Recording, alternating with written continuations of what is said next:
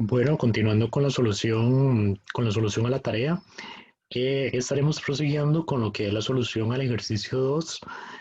Bueno, como pueden ver, la solución en la cual me estaré basando también es la de los compañeros. Bueno, por acá los teníamos en la parte superior de la tarea, que bueno, ya habían visto anteriormente, que era David González, Mauricio Campos y William Durán. Entonces me estaré basando en la solución de ellos. Ya la vi previamente y en realidad estoy muy complacido con la solución que dieron al ejercicio 2, más allá de que era un ejercicio en apariencia trivial, hicieron consideraciones muy importantes en cuanto a la rigurosidad mediante la cual se debía resolver el ejercicio. Detalles que iremos comentando conforme se vaya resolviendo el mismo. Entonces, bueno, empezando, que el ejercicio lo que nos decía es haciendo uso de algún software, ya sea el de su preferencia, ¿verdad? GeoGebra, MATLAB, Wolfram, en el que quisieran graficar, se les solicitaba graficar un conjunto de curvas de indiferencia para las siguientes funciones de utilidad. En realidad, digamos, esto sería hasta cierto punto bastante obvio, o sea, es una tarea que se deriva inmediatamente de la definición de curva de indiferencia, ¿verdad? Lo que tenemos que hacer, es decir, asignarle un valor arbitrario a la U y únicamente graficar eso, pero a lo largo del tiempo que he estado dando el curso me he dado cuenta que es algo que generalmente no queda claro, ¿verdad? O sea, la definición en apariencia es muy transparente, pero sí he visto que genera muchísimas dudas. Y es muy importante hacer este ejercicio, especialmente, o sea, para que les ilustre gráficamente, porque esto les puede ayudar muchísimo de cara a la resolución de problemas que tal vez ustedes no tienen muy claro qué hacer con el problema, y muchas veces, si tenemos en cuenta la parte gráfica, nos puede ayudar muchísimo. Entonces, esencialmente, por eso es que les dejo este ejercicio para que les ilustrara la definición o cómo se ven estas curvas graficadas. Entonces, bien, hecho este preámbulo, además dice que de graficar este conjunto de curvas de indiferencia, determinar si las curvas de indiferencia en cuestión son cóncavas, convexas o lineales. Y se debe demostrar matemáticamente cómo se llegan a esas conclusiones. ¿Por qué la solicitud de la demostración matemática? Porque bueno, o sea, evidentemente cuando ustedes la grafican pueden saber si es cóncava, convexa o lineal, pero si ustedes no tienen un software de graficación a mano, no tienen manera de saber si es cóncava, convexa o lineal si no es mediante un procedimiento matemático. Ya ahí dependerá del que ustedes gusten, ¿verdad? Ahorita te pasaré a explicar sí, a explicar o comentar la solución de los compañeros, que está de antemano muy rigurosa, muy bien hecha, con respecto a cómo determinar la concavidad o convexidad de las funciones. Y además dice que se explique qué significa que las curvas de diferencia tengan cada una de estas formas. Aquí, a este punto, me gustaría puntualizar que cuando se les solicitaba que explicaran qué significaba cada una de estas formas, bueno, pues no debían hacerlo. O sea, si dos funciones ya eran convexas, no debían explicarlo nuevamente, ¿verdad? O sea, bastaba con que pudieran sintetizar todo en un párrafo y eso era más que suficiente. Bueno, ya para empezar con la solución, los compañeros justamente empezaron o partieron de esta definición con respecto a qué significaba la convexidad, la concavidad y la linealidad en las curvas de indiferencia. Entonces, bueno, primeramente, entonces vamos a comentar eso, que es lo primero que está en la solución. De toda esta solución de este ejercicio, esta es la única parte que no está del todo correcta, o mejor dicho, está un tanto incompleta. Lo demás, ya la demostración matemática está muy bien hecha. Verdaderamente les recomiendo a todos que la revisen con el mayor detenimiento posible, porque esa es la demostración. O sea, cuando ustedes les hablan de demostración, lo que vamos a ver a continuación son demostraciones. Hay cosas que no son demostraciones y quiero que desde este curso, que apenas están empezando en la carrera, bueno, para la gente de economía, tal vez los doctorales ya van un poquito más adelante, pero quiero que vaya quedando claro el concepto de demostración. Demostración no es dar ejemplos. O sea, esto siempre grábenselo en la mente, recuerden estas palabras cuando ustedes ya se vayan a graduar, que de modo, cuando ya estén en sus últimos cursos, que demostración no es dar ejemplos. Esto es muy importante y ahorita vamos a ver a qué nos referimos exactamente con una demostración. Pero bueno, comenzando con la definición que pone, o bueno, el párrafo acá en el cual explican lo que significa ser cóncavo, convexo o lineal.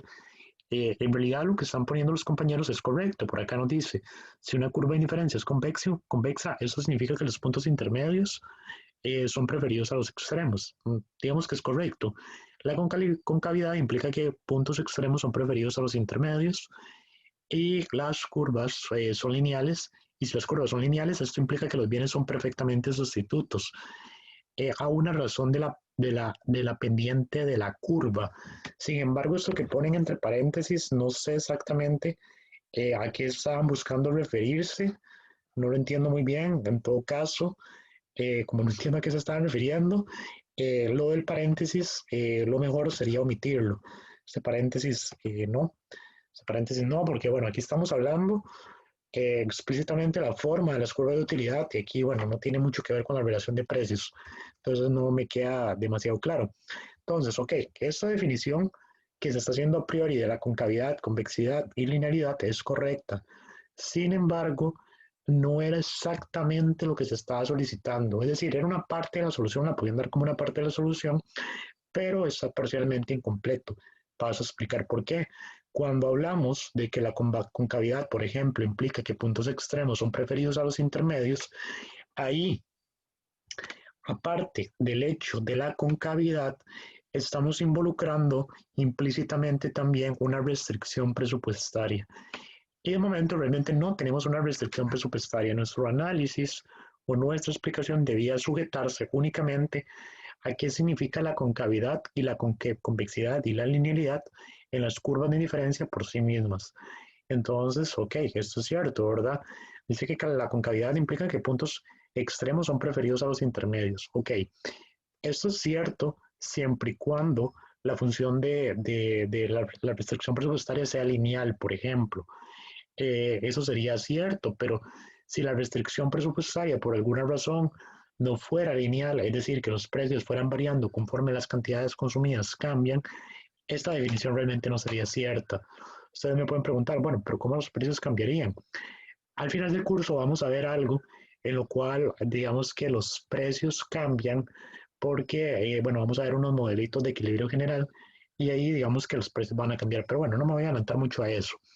En general, digamos que la explicación de los compañeros es correcta en términos generales. Sin embargo, no, esta explicación está vinculada de nuevo implícitamente con una función de una restricción presupuestaria. Entonces, a pesar de que es parcialmente correcto, debían mencionar también qué significa, por ejemplo, ser convexa, que ser cóncava o ser lineal con respecto, por ejemplo, a la tasa marginal de sustitución de los bienes, qué significaba con respecto a la tasa de crecimiento en la utilidad de los bienes y, bueno, eso sostiene el curvo ahorita a priori, pero el análisis debía ir más orientado a circunscribirse propiamente a la función o a la curva de indiferencia como tal y no involucrar implícitamente una restricción presupuestaria. Entonces, por ejemplo, la convexidad, ¿qué nos diría? Bueno, básicamente, aquí puedo hacer un grafiquillo muy rápido para ilustrar y esto es importante que quede claro. La convexidad, ok, tenemos aquí un gráfico, voy a dibujar una curva de indiferencia que sea convexa, esperamos que me salga bien, ok, me salió relativamente bien. Vamos a etiquetar de nuevo los ejes de manera usual. Aquí tenemos el eje X, aquí tenemos el eje Y. Entonces, por acá, con respecto, por ejemplo, a la tasa marginal de sustitución, básicamente lo que nos dice es, si queremos ir de un punto a otro, básicamente cuánto tenemos que renunciar de Y para obtener algo de X. Entonces, ¿a qué me refiero con esto? Por ejemplo, esto básicamente lo vemos en la pendiente en la pendiente de esta curva. Digamos, la podríamos ver infinitesimalmente, ¿verdad? Que sería lo más adecuado, pero tal vez para efectos ilustrativos tracemos dos situaciones. Una en la que intentamos ir de este punto a este punto que está por acá. ¿Ok? Intentamos ir de ese punto a ese punto que está por ahí. Vamos a ver cuánto sería lo que tenemos que renunciar de Y. Empezamos acá y para movernos en ese punto tenemos que renunciar esto de Y. Básicamente, tenemos que renunciar esto de Y para obtener este cosito de X. Esto que está por acá. Entonces, acá podemos ver que, bueno, tenemos que renunciar. Bueno, ahí ese último lo hice medio mal. Vamos a volverlo a tocar acá. Bueno, como podemos ver, realmente estamos renunciando relativamente bastante a Y para obtener esto de X. Pero bueno, hasta el momento no nos dice mucho. Pero si lo comparamos, por ejemplo, en el otro extremo de la curva de indiferencia, trazamos un punto por acá y un punto por acá, ahí ya sí resulta evidente a lo que los quiero llevar. Que vean que acá la renuncia que vamos a hacer de Y, que es más o menos esto, y esto, vean que ahora es más chiquitillo lo que tenemos que renunciar de Y para obtener inclusive mucho mayor de X. Porque esto lo que nos dice, digamos, en este caso de la convexidad, es que al principio yo estoy dispuesto realmente a renunciar mucho de Y para obtener algo de X, pero cuando ya me estoy haciendo para la derecha, voy cada vez a estar dispuesto a renunciar menos de Y para obtener algo de X. ¿Cuál es la conclusión de este gráfico? Bueno, la conclusión de este gráfico es que la tasa marginal de sustitución, que digamos viene siendo la pendiente en la curva de indiferencia, es decreciente cuando estamos trabajando con curvas de indiferencia convexas. Es marginalmente decreciente, es lo que nos dice. O sea, cada vez la pendiente de la recta tangente es menor. O sea, también lo podríamos ver, ¿verdad? Con rectas tangentes. O sea, imagínense una recta tangente acá, estaría súper empinada y la de acá ya está muy aplanada, por decirlo de alguna manera. Entonces, cada vez, o sea, las rectas tangentes siempre son negativas, porque bueno, existe, como ambos son bienes, tiene que tener pendiente negativa. Ahorita vamos a ver una compositiva y lo vamos a interpretar, pero más específicamente lo que nos dice la convexidad es que la tasa marginal de sustitución es marginalmente decreciente. Eso es lo que nos dice, bueno, la pendiente es marginalmente decreciente. Ahora, eso sería por el lado de la tasa marginal de sustitución. Si lo quisieran hacer para la cóncava, sería el análisis inverso. Ahora, ¿qué significa la tasa marginal de sustitución? Por ejemplo, o sea, ¿cómo vinculo la tasa marginal de sustitución con respecto, por ejemplo, al crecimiento marginal de las utilidades tanto de Y como de X? Bueno, básicamente para una demanda, perdón, para una curva de indiferencia convexa, lo que me dice es que si yo me retrotraigo a la función de utilidad, lo que me dice es que la utilidad de Y va a crecer, pero cada vez menos. O sea, la utilidad de Y es marginalmente decreciente, igualmente con la utilidad de X. No obstante, por otro lado, si nosotros analizáramos perdón, lo que acabo de decir era convexo, no recuerdo qué dije, pero lo que acabo de decir es convexo. Ahora, si fuera cóncavo más bien, lo que me diría es que cada vez que yo consumo más de Y, cada vez me va a reportar mayor utilidad. Entonces, eso me diría, por ejemplo, en términos de la utilidad. Y ese fue el análisis que faltó incluir en ese preámbulo que se indicó por acá, que era importante y como ven, no estoy haciendo referencia de manera implícita a una restricción presupuestaria. Entonces, bueno, hecho eso, ya podríamos pasar propiamente con las graficaciones, que en las cuales no me voy a detener tantísimo. Me interesa especialmente las demostraciones que se hicieron, algunas de las que se hicieron, para que vean a lo que tienen que llegar o lo que se busca con los ejercicios, porque sé que van a haber personas que, no he visto las tareas todas, pero siempre hay personas que sustituyen por valores particulares, lo hacen para un ejemplo, etcétera, y no es propiamente una demostración. Entonces, continuamos. Vamos a ver la primera función de utilidad. Bueno, por acá teníamos un preámbulo en el cual nos dice, bueno, sea m mayor que 0, Básicamente la M, ahorita vamos a ver que juega el papel de un nivel de utilidad particular, entonces por eso lo dice que es mayor que cero, ¿verdad? Porque, bueno, se espera que las utilidades sean positivas. No obstante, por aquí pone CAM mayor a cero fijo. Realmente no es fijo, digamos, es arbitrario y no fijo, más bien, si no me equivoco. O sea, es arbitrario en el sentido de que, bueno, puede ser cualquier valor, pero no es fijo porque ahorita vamos a ver cómo lo están variando conforme a las diferentes graficaciones que se hacen. Entonces, ok, aquí lo que nos dice es si cómo es considera el conjunto de nivel de utilidad. Entonces, sí, lo que van a hacer es igual a la utilidad a este nivel constante m, pero donde ese nivel constante m lo van a ir variando para construir el mapa de curvas de indiferencia o las tres curvas de indiferencia. Entonces, por ejemplo, para este primer inciso, que en realidad que era bastante simple, tanto la graficación, bueno, entonces debería ser simple, pero especialmente la demostración también era simple. Básicamente lo que está haciendo por acá es, bueno, le vamos a asignar un valor particular a u, que ellos lo denotan como m, donde m puede ser cualquier número real positivo, puede ser 1, puede ser 2, puede ser 3, puede ser 4, puede ser 40.000, 5 millones, etcétera. Y entonces, al asignar este valor particular, recuerden que lo que es muy importante es que una vez que yo he asignado un valor particular, yo debo despejar la y en términos formales.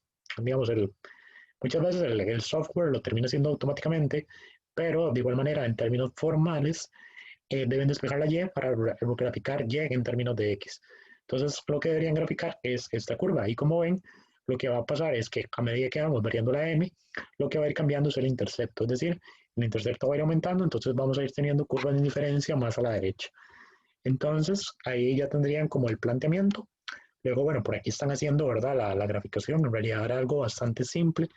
No debían tener mayor complicación.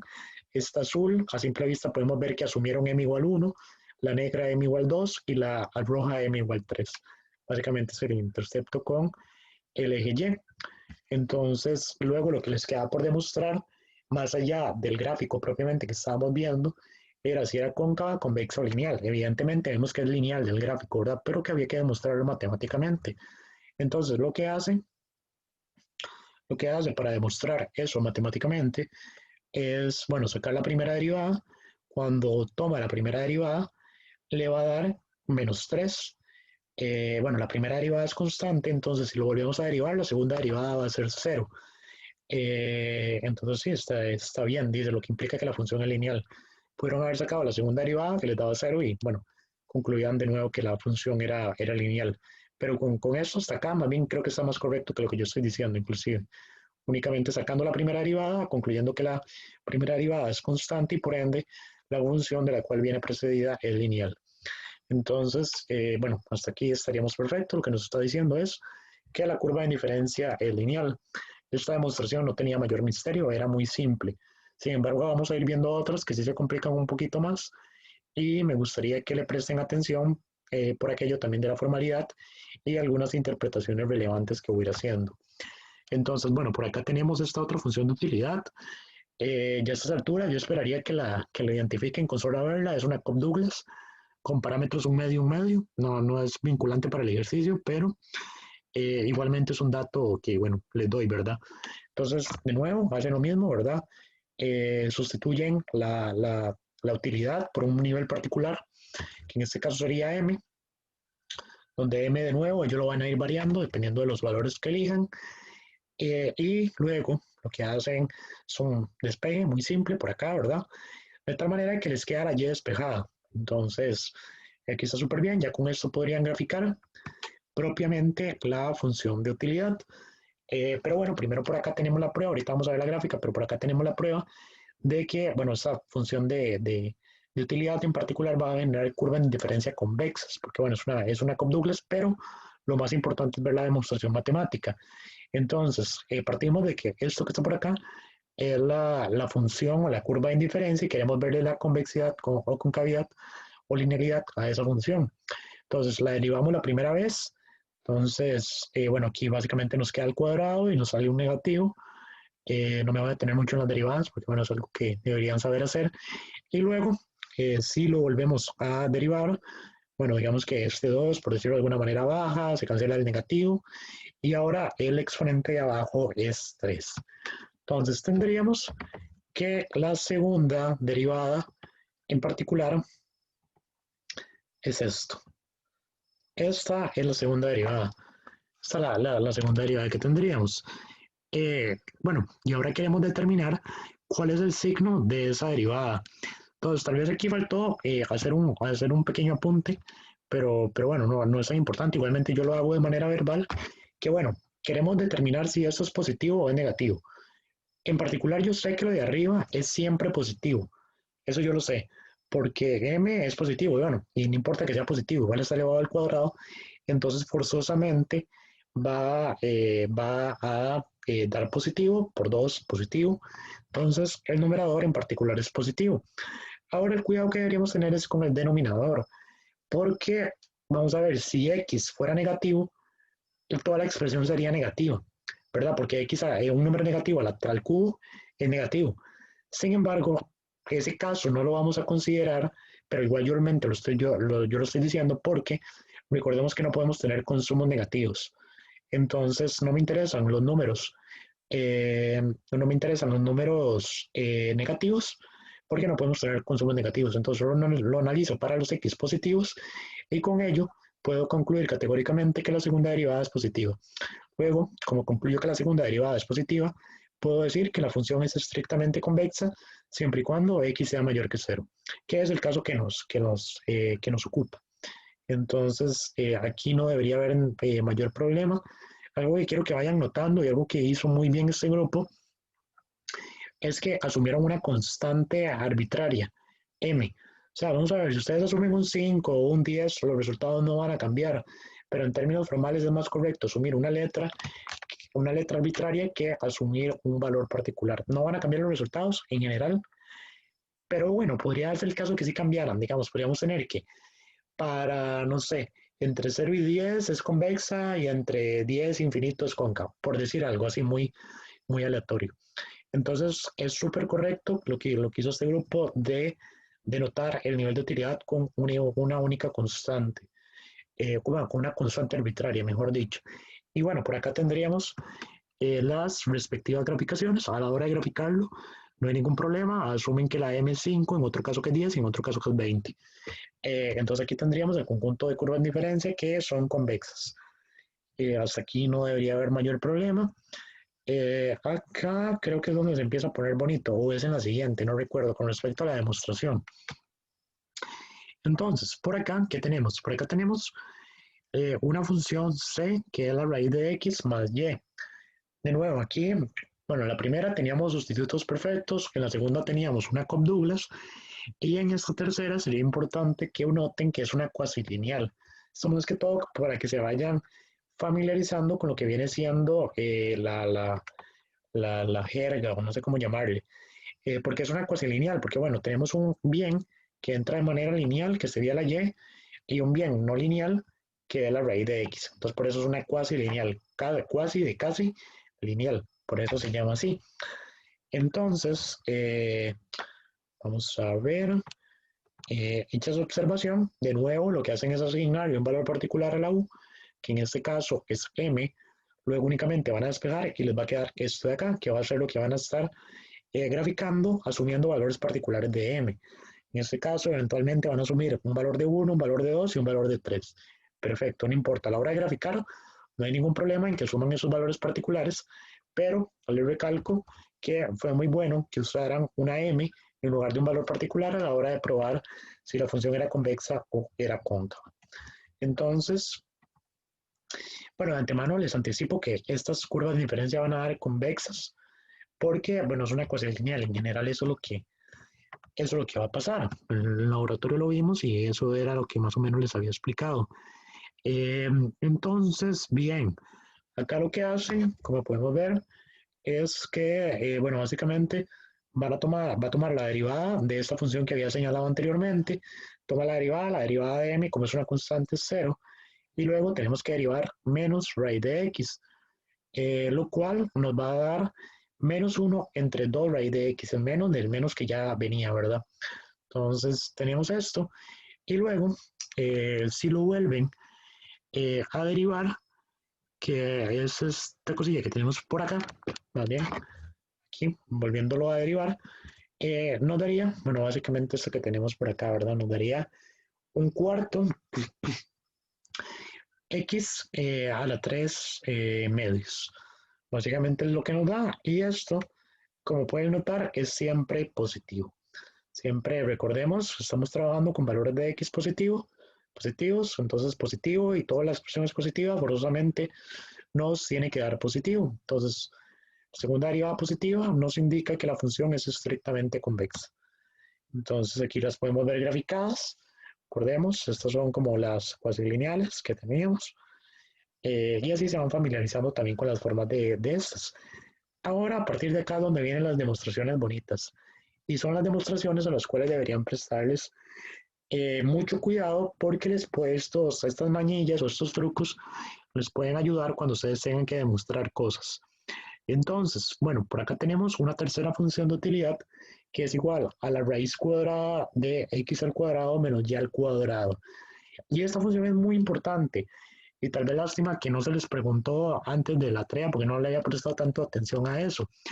Pero esta función en particular lo que me está modelando es que la x o el bien x es un bien y más bien el componente y lo que me está modelando es un mal. ¿Por qué yo sé que es un mal? Porque tiene un negativo. Entonces, lo que me dice es que si tiene un negativo, conforme yo aumento el consumo de Y, más bien se me va a reducir la utilidad. ¿Cómo vamos a ver eso reflejado posteriormente en el gráfico? Lo vamos a ver con curvas de indiferencia con pendiente positiva. Eso es lo que vamos a ver. Así se ven los males. Se ven curvas de indiferencia con pendiente positiva. Entonces, bueno, si tenemos un bien y un mal, ¿verdad? Si tuviéramos dos males, ahí ya sería como otro caso que deberíamos analizar, porque bueno, me está tirando la utilidad a los negativos. Bueno, sería otro caso, ¿verdad? Pero bueno, si tenemos un bien y tenemos un mal, las curvas de indiferencia van a tener pendiente positiva. De nuevo, lo que hacen es asignarle un valor particular a la utilidad, un valor particular de m, despejan, bueno, básicamente le van aquí al cuadrado, luego pasan a restar o a sumar lo correspondiente y les va a dar esta función que tenemos por acá, que y es igual a la raíz de x al cuadrado menos m al cuadrado. Y entonces aquí viene lo importante, ¿verdad? Porque aquí tenemos que demostrar tenemos que demostrar algo. Tenemos que demostrar si, bueno, todavía no tenemos que demostrarlo, ¿verdad? Pero tenemos que derivarlo, ¿verdad? Tenemos que derivarlo y bueno, por aquí hay un proceso algebraico bastante extenso que no me voy a detener en él. Lo único que quiero que nos quedemos es con esta expresión que tenemos por acá. Esa es la expresión con la cual quiero que nos quedemos. Esta que está por acá, que es la definición de, bueno, el resultado de la segunda derivada de la función que vimos anteriormente. Entonces, ustedes se podrán preguntar, ¿cómo carajo yo demuestro que esa cosa es positiva o es negativa? ¿Verdad? Porque a simple vista no parece tan fácil. Y alguien me podría decir, de ahí no, asignémosle un valor particular a m. Por favor, no hagan eso. De nuevo, o sea, lo repito siempre mucho, no asignen valores particulares a m. O sea, ustedes pueden, digamos, entre comillas, asignar valores particulares a m en el sentido que ustedes saben que m es positivo, pero no lleguen y asignen un 20 o un 40 o un 80. No hagan eso, o sea, tómenlo de manera genérica, porque podría pasar que para un tramo se cumple una cosa y para otro tramo se cumple otra. Entonces, lo que hizo este grupo es verdaderamente muy rescatable, porque, bueno, lo que dijeron es, ok, la función original que teníamos es cóncava, ellos parten del hecho, asumen que es cóncava, entonces, para que fuera cóncava, deberíamos llegar a que la segunda derivada es negativa. Eso es lo que deberíamos llegar. Entonces ellos dicen, ok, yo tengo la intuición de que esa cosa es cóncava, entonces voy a plantear la desigualdad y luego voy a intentar llegar a algo que es cierto. Eso es lo que eso es lo que ellos hacen. Entonces dicen, ok, voy a asumir que esta cosa de acá, esto que está por acá, es menor que cero. Eso es lo que están haciendo. Diciendo que eso es menor que cero. Entonces, si ellos dicen que eso es menor que cero, lo que hacen es esto que está restando, lo pasan a sumar, que es básicamente este resultado que estamos obteniendo por ahí. Es decir, este resultado que está por acá, esto que está por acá. Eso es lo que ellos están obteniendo. Y entonces, bueno, básicamente lo que dicen es, ok, bueno, aquí habría que asumir pero esto fue un supuesto anterior, ¿verdad? Que x al cuadrado es distinto de m al cuadrado, para que esto no nos indefina. Pero bueno, no vamos a tener realmente ese problema para efectos prácticos. Y lo que hacen entonces es, como acá tenemos esta expresión en raíz y acá, digamos que también tenemos una raíz escondida, cancelan las raíces, este me quedaría únicamente elevado a la 1, porque a 3 medios le resto un medio, me quedaría únicamente elevado a la 1 y lo que están haciendo es pasarlo a multiplicar. Es decir, esto de acá lo están pasando hacia acá, lo están pasando hacia ahí y finalmente lo que debemos notar en el momento que hacemos eso es esto que tenemos por acá. Y bueno, ¿por qué esto en particular es cierto? Vamos a verlo. Tal vez no resulte tan evidente, tal vez aquí faltaba como un pasillo más. Las x al cuadrado nosotros las podemos cancelar, ¿verdad? Entonces, en realidad lo que tendríamos es que menos m al cuadrado, menos m al cuadrado, debería ser en sana teoría menor que cero. Eso es lo que nosotros tendríamos. Entonces, en otras palabras, lo que tendríamos es que m al cuadrado debería ser mayor que cero. Eso es lo que deberíamos tener. Perdón, puse un 9. Mayor que cero, porque como estoy pasando este negativo, lo que se hace es invertirme la desigualdad. Y yo sé que esto es cierto, porque m es positivo. Entonces, como m es positivo, yo sé que esto es cierto, entonces, por ende, si esto es cierto, quiere decir que con lo que yo arranqué era cierto, que es esto de acá. Entonces, con eso queda aprobada la concavidad de esa curva de indiferencia. Eh, de nuevo, es importante que tal vez si no les quedó claro la primera, repasen el video hasta que lo logren entender o en todo caso consulten, porque sí es importante que se acostumbren a las demostraciones como tal, ¿verdad? Y, ok, bueno, por acá nos decía, ok, la curva se cansa en los puntos, sí, aquí nos decía que la curva, bueno, que solo va a consumir en X, y realmente que eso está vinculado con la explicación que les di anteriormente de que, eh, de que X era el bien y Y era el mal, entonces vamos a buscar no consumir el mal. Y por último, tenemos esta función de utilidad por acá, que está por acá, a la cual también le vamos a tener que poner un especial cuidado en cuanto a la demostración. Está muy bonita la demostración, especialmente esta, entonces ahorita le vamos a prestar atención. Entonces, bueno, por acá tenemos esta función de utilidad que es bastante peculiar, en realidad es x por y entre x más y. Realmente nunca había visto una función como esta, pero en realidad genera curvas de diferencia muy similares a las de la Cobb-Douglas. Sin embargo, aquí tenemos como un cosillo ahí particular que ahorita vamos a analizar, que no es propiamente parte del mapa de indiferencias, pero es algo que sí se debe analizar a nivel matemático. Ok, básicamente la diferencia con la Cobb-Douglas es que la curvatura en este caso va cambiando. Eh, no sé si lo notan, digamos, aquí la curvatura es diferente. Vean que la función que tenemos originalmente es x por y, que esto vendría siendo como una Cobb-Douglas, pero como le añadimos esta partecita de aquí abajo, eso es lo que hace que la curvatura vaya cambiando. Básicamente, vean que conforme vamos aumentando la utilidad, básicamente se va pareciendo más a una Cobb-Douglas en cuanto a la curvatura de la curva de indiferencia. Entonces, y eso es básicamente porque cuando va aumentando, este factor se vuelve despreciable con respecto al de arriba. O sea, la multiplicación realmente va a crecer más rápido que la suma. Entonces tiene que ver mucho con eso. O sea, al principio hay como una prevalencia de la suma con respecto al numerador y después ya como que el numerador va ganando. Ya cuando eso eventualmente tiende a infinito va a ser prácticamente una Cobb-Douglas.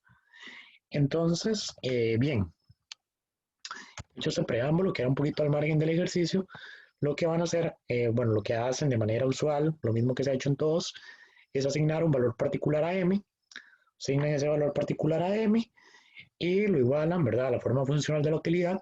Luego, lo que buscan es despejar la y, ¿verdad? Que, bueno, en apariencia tampoco es tan sencillo. Entonces, lo que van a hacer, aquí lo que hacen es aplicar la función inversa a ambos lados, es decir, darle como vuelta a la fracción si lo quieren ver de esa manera. Y siguen haciendo una serie ahí de manipulaciones algebraicas. Eh, ok, aquí lo que hicieron fue como... eh, ok, aquí lo que hicieron fue separar como la fraccioncilla que tenían por ahí. Es decir, x entre x más y es únicamente 1 entre y entre x por y es 1 entre x. Pero bueno, no me voy a tener tanto ahí porque si no perdemos demasiado tiempo. El hecho es que van a llegar a esto que está por acá. Llegan a esto que está por acá, que es justamente lo que nos estaría definiendo la curva de indiferencia. Esta forma eventualmente va a ser importante para probar algo, pero quedémonos ahorita con esa idea. Luego, entonces, de manera usual, lo que hacen es tomar la primera derivada y seguidamente toman. Ok, vamos a ver qué pasó aquí, vamos a ver. Ok, vamos a ver, note que la primera derivada de y, que y era esto, es esto. Si se vuelve a derivar, ok, aquí, si es que a veces con la notación me pierdo. Aquí está un toquecillo incorrecto porque esto no es y, ¿verdad?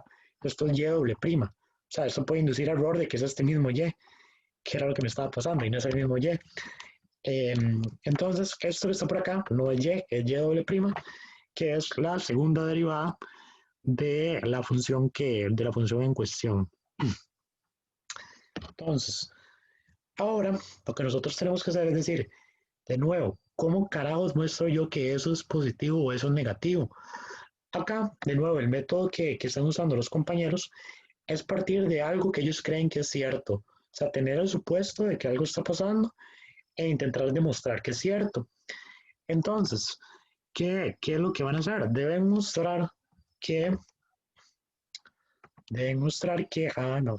a ver, deben mostrar que esta, la segunda derivada, es mayor que cero. Porque, bueno, están asumiendo, quieren asumir eso, ¿verdad? Quieren asumir una convexidad. Entonces, asumen que es mayor que cero. Entonces, lo que están buscando es intentar llegar a una verdad absoluta. Entonces, lo primero, lo de arriba definitivamente va a dar positivo. Entonces, por eso ellos dicen, ok, esto es cierto, por eso le ponen el check, 2m al cuadrado es mayor que cero. Pero la otra condición que además debe cumplir es que el denominador sea mayor que cero, o sea, positivo. Y esto, digamos que no necesariamente es cierto, porque vean que hay un cubo. Entonces, tenemos que pensar, ¿cómo hacemos para garantizar que eso sea cierto? Ese es el problema, ¿verdad?